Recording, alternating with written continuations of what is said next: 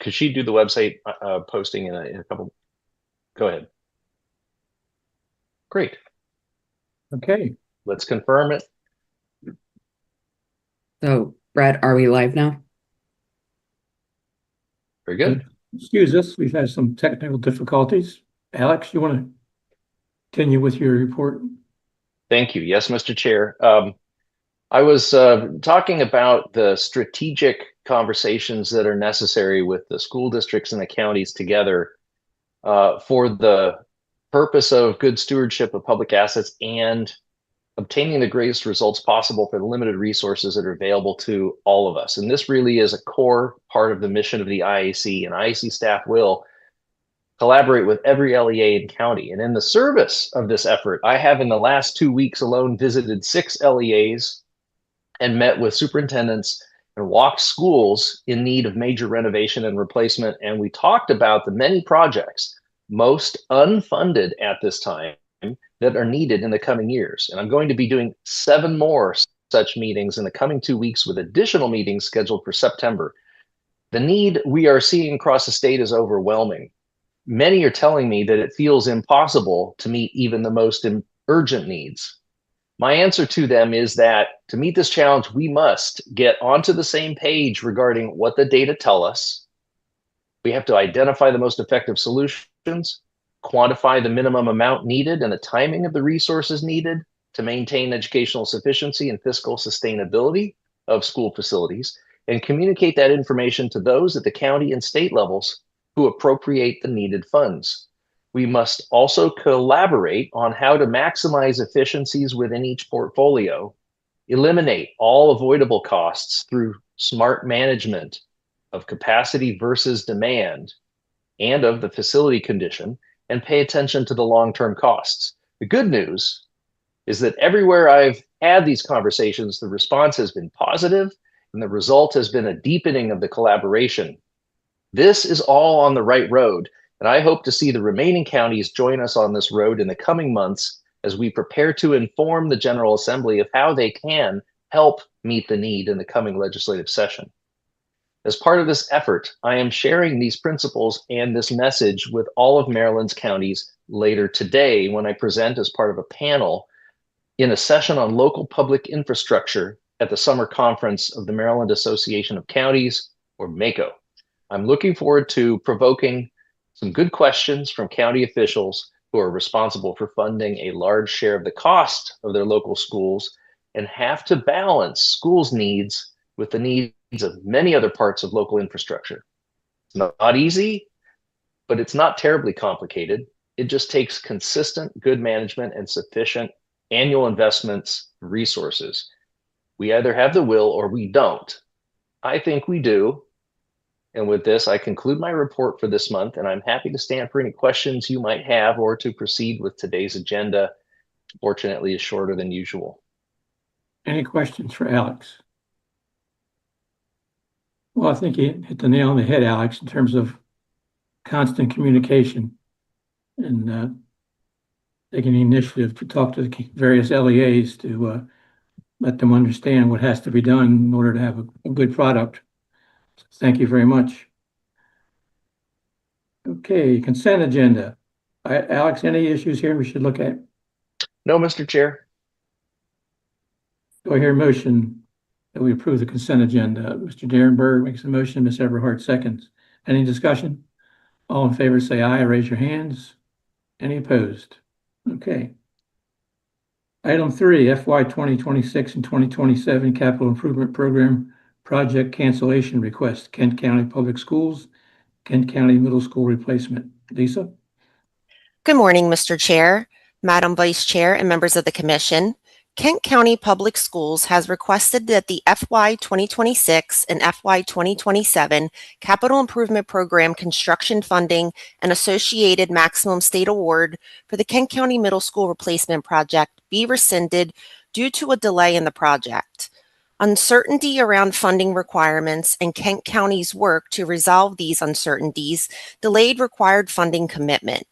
KCPS intends to resubmit the project in the coming months if or when sufficient local funding has been committed by Kent County on a timeline that will support the project's required construction schedule.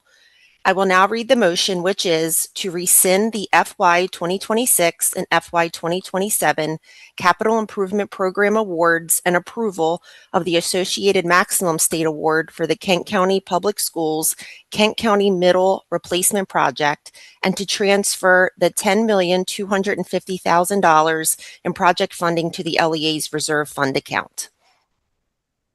Thank you, Lisa. Do I hear a motion to that effect? Mr. Katari, Ms. Everhart seconds. Discussion. Alex, you want to add anything to this at all? No, thank you, Mr. Chair. Just that we are continuing to work with Kent County Public Schools and Kent County to ensure that they get the project positioned properly and fundable in the time frame needed. Okay. And we'll get there. Any other questions? All in favor of the motion, raise your hand or say aye. Any opposed? Thank you. Motion passes. Item 4, FY 2025 Capital Improvement Program cancellation request, Allegany Public Schools, Flintstone Elementary Underground Storage Tank.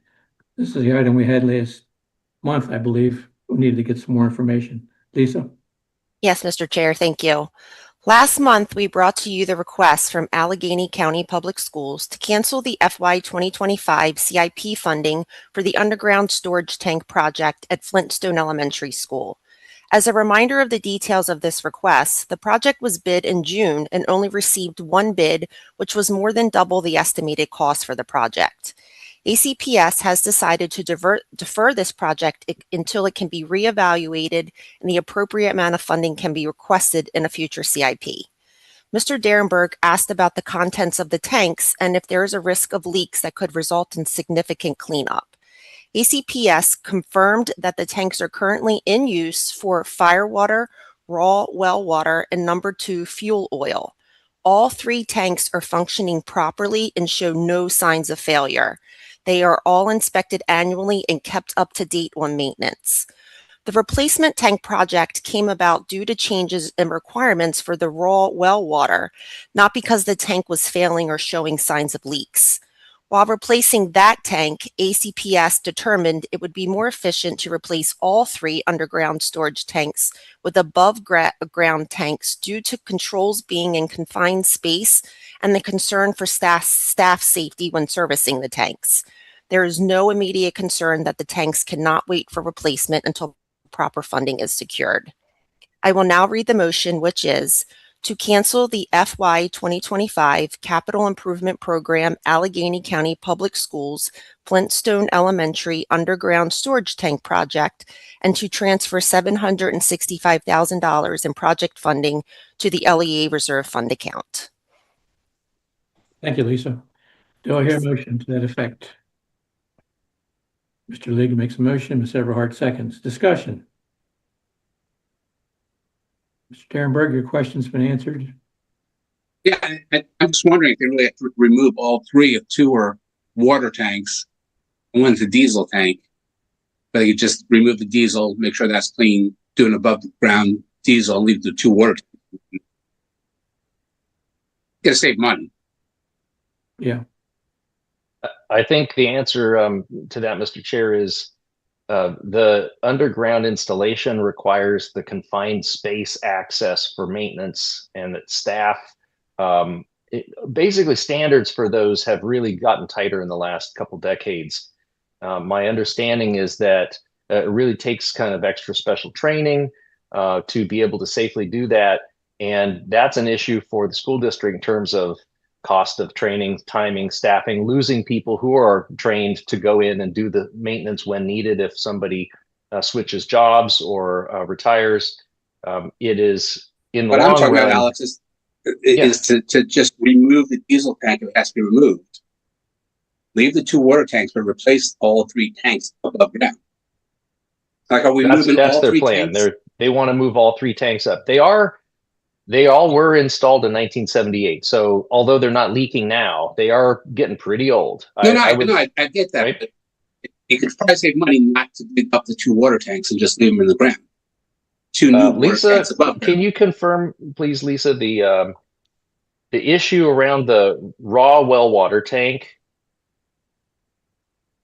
that started the whole investigation in the first place?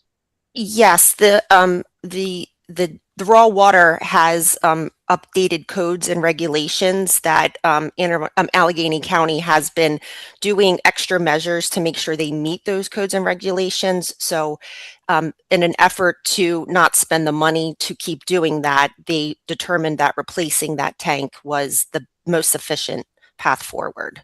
So the raw water tank has to be underground.